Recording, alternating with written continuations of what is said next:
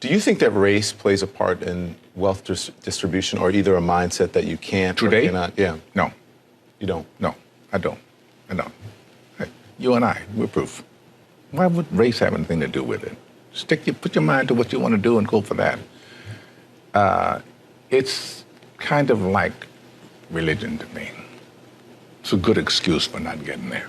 Where are we in the United States of America in race relations and what you see from day to day in your life? Skip, they wouldn't want to ask me that. They wouldn't want my answer to represent it because God knows I have been nothing but blessed. My whole path, these 33 years have been nothing but a blessing. I have never, never is a strong word, I've never dealt with racism, and I'm glad I didn't have to. There is a class of colored people who make a business of keeping the troubles, the wrongs, and the hardships of the Negro race before the public. Some of these people do not want the Negro to lose his grievances because they do not want to lose their jobs. There is a certain class of race problem solvers who don't want the patient to get well. That was said by Booker T. Washington. How are we going to get rid of racism until... Stop talking about it. I'm going to stop calling you a white man. Yeah. And I'm going to ask you to stop calling me a black man. You know, it's frustrating to me that people take race and they make it personal. You know what I mean? Like we're at a loss in this generation. If you look at it in the 80s, Archie Bunker was a stark racist. Stark. If you don't know who Archie Bunker is, look him up. All in the Family, great show. You heard him. The Jeffersons, stark racist. Fred Sanford, stark racist. But you know what black people and white people did? They laughed. You watch 48 Hours with Eddie Murphy and Nick Nolte. Both of them hated each other because he was black and because he was white. You know what they did? They laughed. But I asked you what the racial breakdown was of your audience. Do you remember this? And you told me the only black face you could see in the whole audience was your makeup artist. I believe that's what you said, and she was in the front row, right? A lot of white kids love rap. Yes. Explain that. What does that say to you? What's the message of it? What's the bigger picture of it? I don't want to be bashed because I don't want to sound like I'm on the wrong if there is a side, but I thought that was clearly a message that there was no such thing as racism. That's what I thought that was. You know, I said, and it's probably get me in trouble, but I said to some of my colleagues recently, so I know that it's an issue, but it seems like every single day on television I'm talking about race, and it's because of the news cycle, it's in the news, but sometimes I get so tired of talking about it, I want to just go, this is over, can we move on? And if you talk about it, it exists. Right. Yeah. It's not like it exists and we refuse to talk about it, but making it a bigger issue than it needs to be is the problem we have. And right now, we are in a society where we can't have a conversation because no one's willing to listen. People are just shouting. People are just Whatever they shouting. think. People are walking down the street, hashtagging everything, but no one's listening. Using wrong examples to present an argument leads us nowhere forward.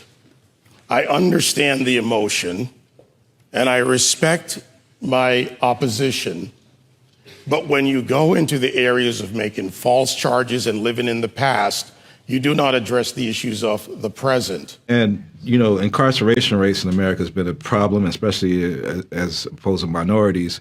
And Roman delves into the issues around the legal system. Do you think we've made any headway in the I legal think it's more important to make headway in our own house.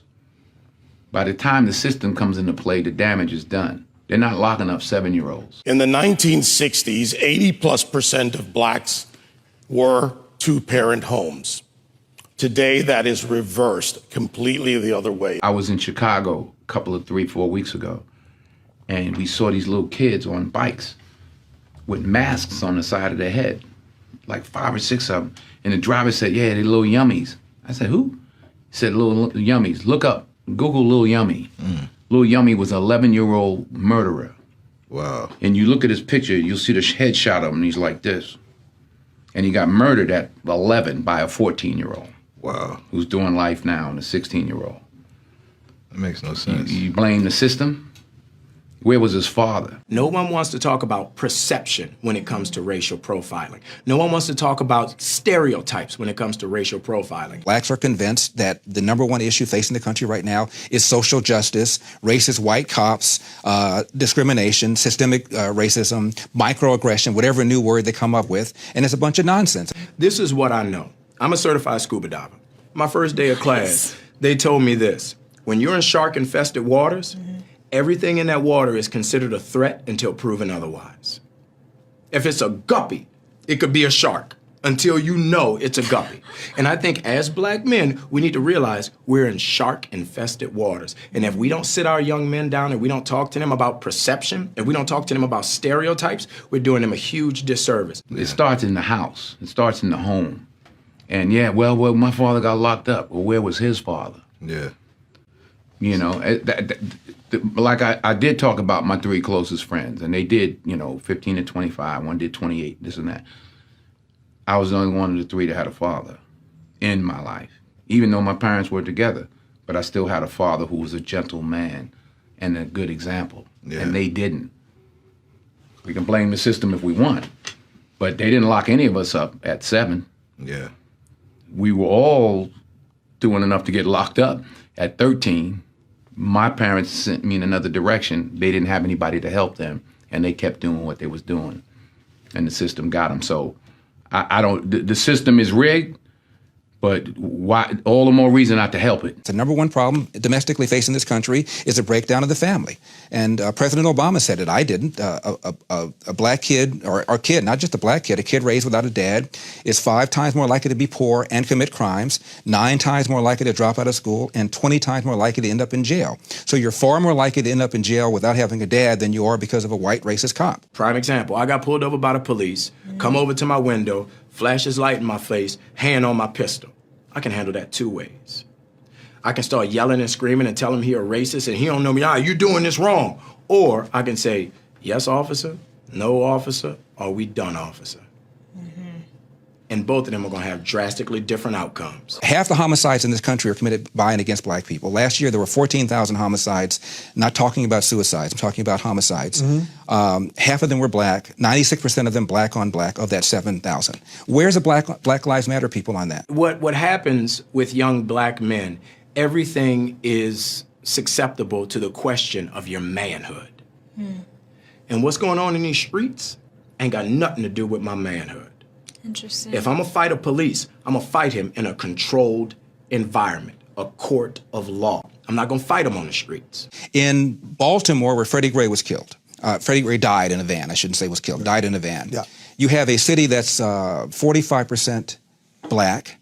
City council is 100% Democrat. The majority of city council is black. The top cop at the time was black. The number 2 cop was black. The majority of the command staff is black. The mayor is black. The AG is black. And yet here we are talking about racism. I mean, it's absurd. All cops aren't bad cops. 99% of cops are really good dudes and women. I've 99% of the people I've met that are cops are dope.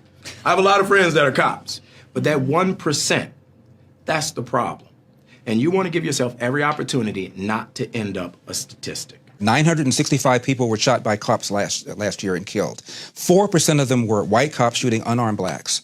In Chicago in 2011, 21 people were shot and killed by cops. In 2015, there were 7. In Chicago, which is a third black, a third white, and a third Hispanic, 70% of the homicides are black on black. About 40 per month, almost 500 per year, last year in Chicago, and 75% of them are unsolved. Where is the Black Lives Matter on that? The idea that a racist white cop shooting unarmed black people is a peril to black people is BS. Black History Month, you find Ridiculous. why? You're going to relegate my history to a month? Oh, come on. What do you do with yours? Which month is White History Month? Well, come on, tell me. Well, I'm Jewish. Okay, which month is Jewish History Month? There isn't one. Oh, why not? Yeah. Do you want one? No. I don't either. I don't want a Black History Month. Black history is American history. Abraham Lincoln, as my colleague said, fought a war to preserve the Union. That republic allowed for the people of the United States, under our Constitution, to amend it, therefore removing slavery and then moving forward to the Voting and Civil Rights Act and also the suffrage movement for women. At the same time, and you would say it as strong as anyone, it's no excuse for bombing and destroying your own neighborhood. And burning down wherever it's happening, burning down storefronts and stores that people with mobs is how they get turned into that. Yeah. What's to be gained? You know, if you stop for one split second to think, burning and looting doesn't help you in any way.